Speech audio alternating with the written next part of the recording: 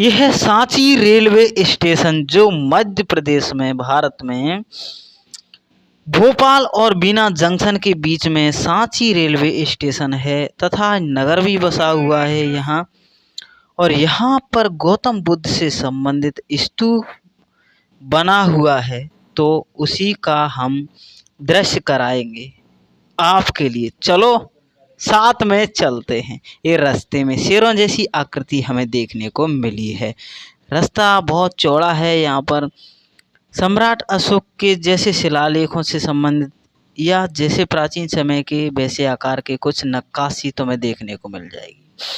रास्ते में म्यूजियम और यह है टिकट घर। यहाँ मैं टिकट लेने के लिए अंदर आया हूँ। इससे मैंने टिकट ली है। टिकट 40 रुपए की है एक व्यक्ति की।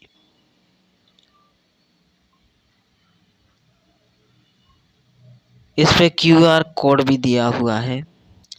पहाड़ी की ऊपरी तरफ मैं आ गया हूँ।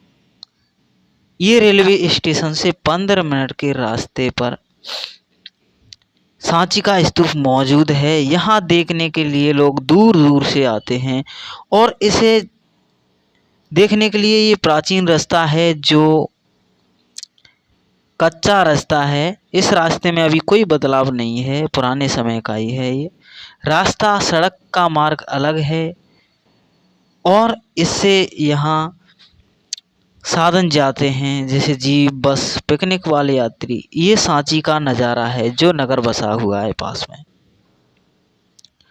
यहाँ की हरियाली बहुत अच्छी है। यहाँ पर पर्यटक आते रहते हैं। रास्ते में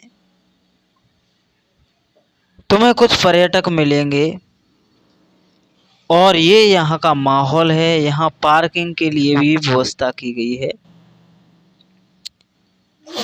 अब आ गए हैं हम सांची के स्तूप के काफ़ी करीब। ये यहाँ पर गेट से बाहर एक विहार है जिस विहार को चैत्यागिरी के नाम से जाना जाता है। इस विहार में हमें गौतम बुद्ध की मूर्ति लगी हुई है, उसके दर्शन होंगे। इसमें 4 पिलर्स लगे हुए हैं, इन पे हाथियों की आकृति है। इसका वीडियो बनाने से हमें मना कर दिया। ये गेट है। Buddhist monument at Sanchi world heritage. रास्ते की शुरुआत में ही अंदर प्रवेश करने के बाद गेट के पास ही यह स्मारक के बारे में जानकारी है कि ये कौन सी शताब्दी में इसका शुरुआत की गई तथा इसका परिच्छेदन यानी कि विनाश किसने किया था, इसके बारे में जानकारी दी गई है। और यहाँ ये मौजूद हैं जो यात्रियों के पर्यटकों के लिए उपलब्ध हैं। ये इंग्लिश भाषा में और हिंदी में ये उपलब्ध है। यहाँ अनेक छोटे छोटे ऐसे पिलर से बने हुए हैं। इनमें गौतम बुद्ध की मूर्तियाँ बनी हुई हैं। यहाँ का परिदृश्य बहुत अच्छा है। ये जो स्तूप हैं इनमें कहा जाता है कि सारिपुत्र और महामोगलन की अस्थियां रखी हुई हैं जो गौतम बुद्ध के सबसे प्रिय शिष्य थे। ये बहुत अच्छा है देखने में। समय समय के हिसाब से इनमें बदलाव भी किए गए हैं पर ज़्यादा नहीं, मात्र ना के बराबर। सम्राट अशोक ने इनका निर्माण कराया था, पहली शताब्दी में ही कराया था। और इनका विनाश पुष्यमित्र शुंग ने काफ़ी हद तक किया गया, काफ़ी नुकसान पहुंचाया गया था। कहा जाता है कि एक बौद्ध भिक्षु का सर लाने वाले को बहुत ज़्यादा इनाम दिया जाएगा। और ये इसका गेट है। यहाँ इस पर नक्काशी की गई है। बुद्ध से जन्म से लेकर बहुत सारी इसमें कलाकृति दिखाई गई हैं सम्राट अशोक की भी इसमें कलाकृति दिखाई गई है। सम्राट अशोक की ससुराल जो कि विदिशा से 10 किलोमीटर की दूरी पर ये स्थित है। जो भी स्तूप यहाँ या मठ बना हुआ है उसके पास शिलालेख खोदे गए हैं जो वर्तमान में यूनेस्को और पुरातत्व विभाग द्वारा बनाए गए हैं। अभी यहाँ काम चल रहा है। ये 4 परकोटे इसके चारों बगल बनाए गए हैं। ये आकृति तुम्हें देखने को मिलेगी। यहाँ अनेक छोटे छोटे स्तूप भी हैं जिनका आकार सेम जैसा ही था जो बड़े स्तूप में दिखाई गई है। इनका विनाश कर दिया गया है। ये गेट पर बने हुए हैं परकोटे या दरवाजे जिन पे ये क्रमांक डले हुए हैं। उनके बारे में बताया गया है कि ये चित्र किससे संबंधित था, उसके पास में ही लिखा गया है। पढ़कर आप आसानी से देख सकते हैं और समझ सकते हैं। अनेक स्तूप हैं छोटे छोटे। यहाँ का नज़ारा वास्तव में ही मनमोहक लगा मुझे। दूसरी सती का ये इसके बारे में जानकारी है। ये मूर्ति परिचित की गई थी, यानी कि तोड़ी गई थी। ये पुष्यमित्र शुंग के आदेश पर तोड़ी गई थी।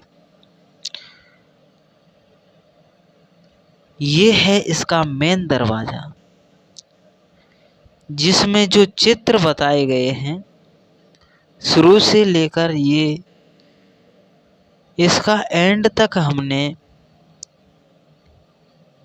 देखो। ये कितनी अच्छी अच्छी कलाकृति है। इसमें बहुत प्यारी कलाकृति बनाई है। इसमें सम्राट अशोक ने इसका निर्माण किया था। कहा जाता है कि कलिंग के युद्ध के विजय के बाद इसे बनाया गया था। इसमें देखो सम्राट अशोक का भी नीचे नीचे चित्र बनाया गया है। इन चित्रों की जानकारी बगल में लगे हुए बोर्ड से प्राप्त चलती है कि ये चित्र किससे संबंधित है। क्रमांक भी उसमें लिखे गए हैं, अग्रभाग पश्चभाग नंबर 1 2 इस तरीके से। क्या नक्काशी है, बहुत शानदार नज़ारा है। यहाँ आप आओगे तो देखने में आपका दिल बहुत अच्छा लगेगा। मुझे तो ये देखकर बहुत अच्छे लग रहे हैं। यहाँ बांस के आकार के ये चारों तरफ पत्थरों के बीच पत्थर फंसाए गए हैं, यानी कि बांस को बीच में से फांसने के बाद जो आधा हिस्सा बचता है कड़ी का, उस आकार के ये पत्थर जिसमें दिखाए गए हैं ये बनाए गए हैं। इस पर ये ग्रीक भाषा में सम्राट अशोक के समय का जो लेखन किया गया था वो लिखा हुआ है। ये चुनार के पत्थर हैं, बगल में ही बोर्ड लगा हुआ है, इस पर इसके बारे में लिखा हुआ है। देखो ये जो भी इसमें शिलालेख या मूर्ति है या मठ है या स्तूप है उसके पास में ही बोर्ड लगा दिया गया है कि ये किससे संबंधित है, क्या है, इसके बारे में जानकारी वहाँ उपलब्ध है।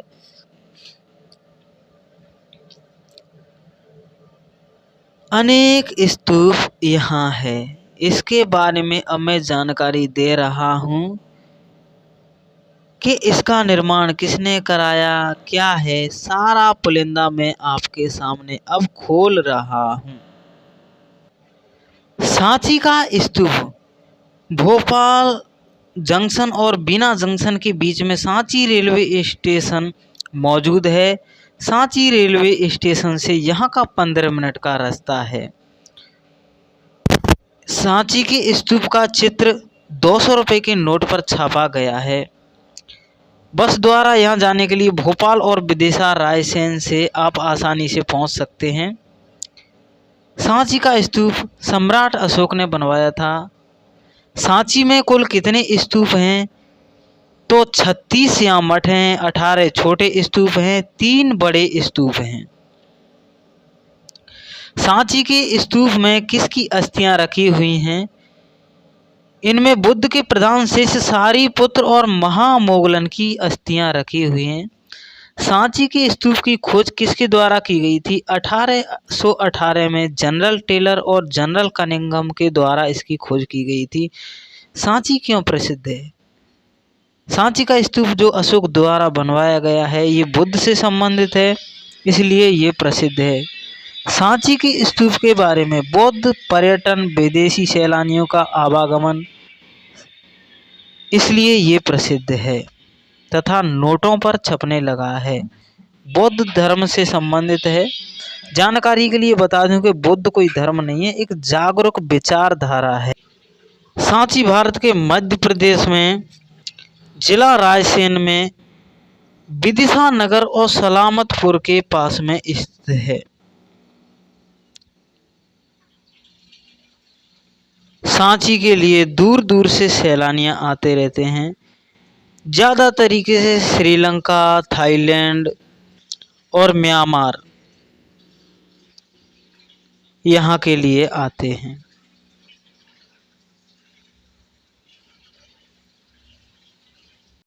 सांची का स्तूप बेतवा नदी के किनारे स्थित है। यह यूनेस्को द्वारा विश्व धरोहर में शामिल किया गया है और भारत सरकार द्वारा 200 रुपये के नोट पर इसे छापा गया है। वैसे तो मैंने यहाँ मुझे जो भी देखने को मिला, मैं खुद चलकर यहाँ आया हूँ। मैंने सब कुछ बताने की कोशिश की है, फिर भी कोई कमी रह गई होगी तो मैं दोबारा यहाँ आकर दूसरे पार्ट में बताऊँगा। तथा इसके पास में ही भीमबेटका गुफाएं जो मौजूद हैं उनका वीडियो भी मैं आपके लिए दिखाऊंगा। और ये यहाँ पर पूरे सांची के स्तूप के आसपास जो भी छोटे बड़े स्तूप जो भी है उसका नक्शा है। सांची का स्तूप पुराने समय से ये जो मूर्ति खंडित की गई है ये पुष्यमित्र शुंग द्वारा खंडित की गई थी या उसके आदेश पर खंडित की गई थी। पुष्यमित्र शुंग को बौद्धों का उत्पीड़क के रूप में या विनाशक के रूप में जाना जाता है। सांची का स्तूप पुराने समय से ही प्रसिद्ध है। सम्राट अशोक की ससुराल जो कि विदिशा नगर में स्थित थी, उस समय पर सम्राट अशोक की पत्नी का नाम देवी था। उसके पुत्र और पुत्री का नाम महेंद्र और संघमित्रा था। कहा जाता है कि यहीं से सम्राट अशोक ने अपने पुत्र और पुत्री को श्रीलंका में बौद्ध धर्म के प्रचार प्रसार के लिए भेजा था। इतना विशाल बौद्ध धर्म भारत में ही नहीं बल्कि विश्व में चारों तरफ फैल गया था।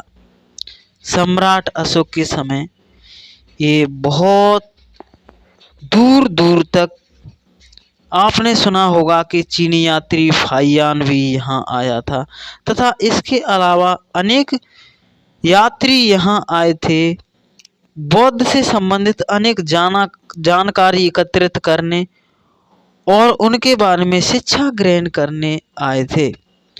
इससे संबंधित यहाँ अनेक जानकारी उपलब्ध है। यदि आप यहाँ घूमने या इसे देखने आना चाहते हैं तो यहाँ कोई दिक्कत नहीं है, शांत माहौल है। पुरातत्व विभाग द्वारा यहाँ देख रेख के लिए व्यवस्था कर रखी है। रात को यहाँ लेज़र लाइट शो भी दिखाए जाते हैं, वो कभी कभी दिखाए जाते हैं। और यहाँ विदेशी सैलानी आपको देखने को मिलेंगे। तो मुझे तो यहाँ आकर बहुत अच्छा लगा। और ये वीडियो आपको कैसा लगा है? वैसे इतनी जानकारी किसी भी वेबसाइट पर और किसी भी YouTube चैनल पर इतना लंबा वीडियो जानकारी जैसे कि मैं यहाँ खुद चलकर आया हूँ, मैंने जैसा देखा वैसा आपको दिखाने की कोशिश की है। तो मैं आप सबसे यही कहूँगा कि वीडियो आपने देखा तो आपके लिए मेरी ओर से बहुत बहुत मंगल कामनाएं और आपके लिए बहुत बहुत धन्यवाद। फिर मुलाकात होगी किसी नए वीडियो में। मैं तो यही कहूँगा, मिलता रहा पानी तो फूल खिलते रहेंगे और दिलों में चाहत रही तो मिलते रहेंगे।